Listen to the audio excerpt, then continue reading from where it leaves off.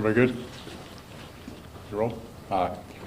Good afternoon. So I want to start with prayers and praying for the family. I know a lot of times people say, "Oh, you always say about praying." Well, if there wasn't evil in this world, we wouldn't have to pray as much. And when I talk about this story today, you're going to hear about evil. You're going to hear a complex investigation, and you're going to hear about an investigation that's still ongoing. So unfortunately, there's a lot of things we won't be able to answer. But I can tell you, it is a difficult case, and this will be an ongoing case. And there's a lot of things that we still have to run down, and a lot of things that we still have to solve. So, I'll talk about Philip Ziliot, who's 25 years of age, Rain Mancini, 26 years of age, and their two children, Philip Ziliot, the third, who's 5 years old, and Karma Ziliot, who's 6 years old. And for them and their families, we ask for tons of prayers, because this is an extremely difficult time for all of them. The preliminary investigation, as I said, it's a complex, and this is still a missing persons case. Until the final resolution, until the ME comes back, it's still a missing persons case, but we were able to find human remains at the crime scene. And we believe it may be this family, but at the same time, as I can't give a definitive until everything is, the ME gives us that final confirmation that it is. I want to thank the members of the Sheriff's Office. With me, the numerous members, but I want to point out, which we'll be able to speak, is Sergeant Rosa for Major Crimes, Deanna Huggins, sorry, apologize, Deanna. She's the lead instructor for human remain dogs, and Indy was out there with her, and so they were critical into this investigation. And Austin Polonitsa, he does the anthropology and forensics piece for us, and they get called out, those two get called out a lot to go to different organizations, and this is a case that we need them right here in our own neighborhood to help solve this case. We're working with the State Attorney's Office right now. Because of that partnership with the State Attorney's Office, we're able to charge Rory Atwood with first-degree homicide on John Doe. And it's on John Doe because we do not know exactly the human remains that we found. But because of the statements he made, because of the information we've gathered, he's being charged with first-degree homicide. I want to thank the information that has come in. And I'm going to get into it. It's pretty complex how this information came in. And the great job of our detectives and our deputies. Deputy Callahan, their team out there were nonstop. With whatever nuggets we got, they kept going with it. The other part too is, we still need the public's assistance. Call us. Don't call a friend who calls a friend who calls a friend, and that's what I'm going to talk about. That's what hinders the investigation. What helps us is if you call us directly to get that information. So this started on Wednesday evening at approximately 11:30 p.m. Rain Mancini, her friend picked her up at Rain's mother's house, drove her to Rory's house, which is on Nottingham Trail in Hudson. This was the last time that Rain saw her mother and the mother saw her, which was unusual, as we'll find out later on in the investigation. Rain's friend, Rain, Philip, and Rory were all at the house together with Rain and Philip's two children, who I mentioned, and Rory's daughter, who is a juvenile as well, were all at the house while the adults were drinking. Philip and her son, Philip Ziliot, and this is around midnight on Thursday, and her son, Philip's mother, and her son, Philip, spoke on the phone, and that was the last time they spoke on the phone. Per Rain's friend, Rain, Philip, and Rory were all drinking alcohol, and they started arguing. Before leaving, Rain's friend hears someone say, "This is the last time this happened. You pulled a gun on us," referring to Rory. We do not have any police reports about that. A friend of Rory, this is around 2 o'clock in the morning, got a call from Rory, who was really upset and said he shot somebody and was frantic. That friend, then calls another friend who calls another friend, and we think possibly a fourth friend. None of the information came to us for another 12 hours. The Sheriff's Office didn't get any of that information, and it would have been very helpful for the investigation had we received it. Rory, this is about 3 a.m. in the morning. Rory Atwood then calls his baby's mother and says, "Hey, I want to drop off our daughter." And that doesn't happen until about 5:45 in the morning. He drops her off. It is about Thursday at approximately 2 in the afternoon. This is the first time that we, the Pasco Sheriff's Office, get information. We received third and possibly fourth party information that the suspect may have killed somebody. That's what I go back to. It was a person after a person after a person. This is when we begin our investigation efforts, trying to track back the real source of the information. We went around the property. the suspect gave us permission to walk around. Unfortunately, we did not find anything that was suspicious at the time.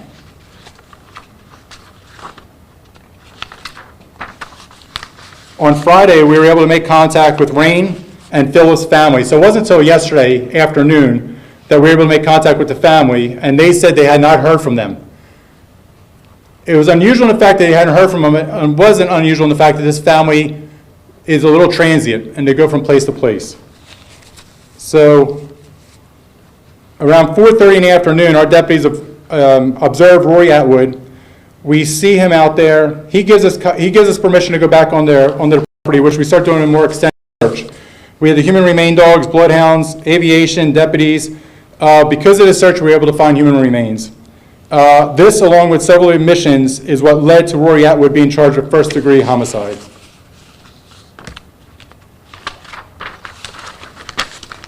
As I go back to it, it's an ongoing investigation. Apologize. Our job is to work with the medical examiner right now to help identify the remains. The missing person case will remain open until everyone is identified. We are still tracking down leads, and we will provide updates when they're significant at the time. I go back to this one thing. We need the public's assistance. We do not know who those human remains are at this time.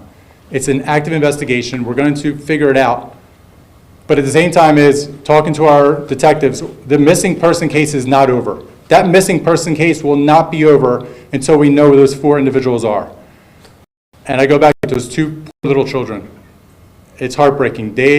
We believe that they may be on the property deceased, but we do not know that definitively. And we will do everything we can to track them down.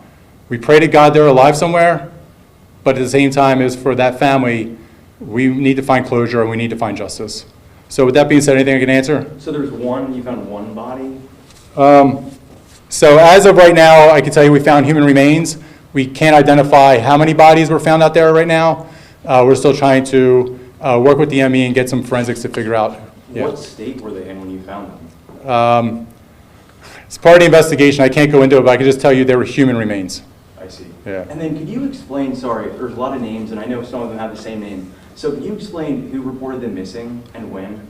So the first call came in that he may have shot somebody.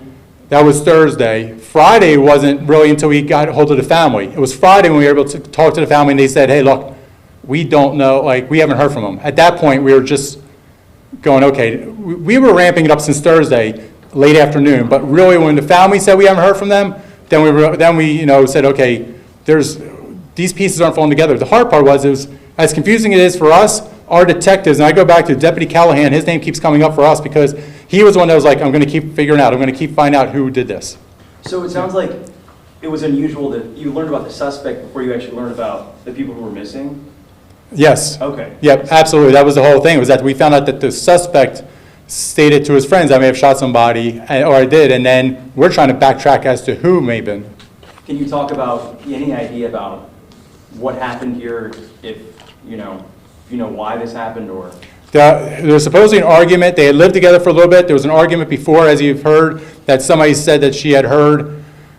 Rory said, they pulled a gun on me last time. So it has to do with them living situation. We don't know exactly what it was, but that's why we're still interviewing, investigating, and trying to find this all together.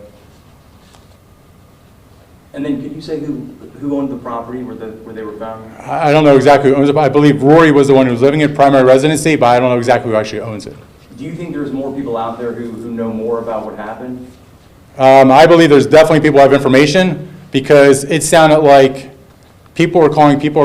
It sounded like a train of but nobody called law enforcement. So that's the frustration on our side, is that we're asking anybody who got a phone call or knows something, please let us know.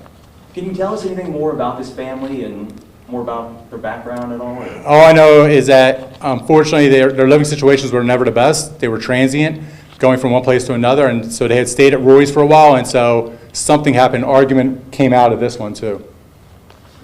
All right? Are deputies, are you still searching for possibly more victims? I mean, you say you found human remains, but you don't know if you found everybody who's... No, absolutely. We're working with FDLE, and we're sending a lot of equipment out there to go search. So this is still an active... Oh, this is going to be off for a while, so. All right. I just want to, Can you talk about the search and kind of what's next? Go ahead. Rosa, you want to get into that? Yes, sir.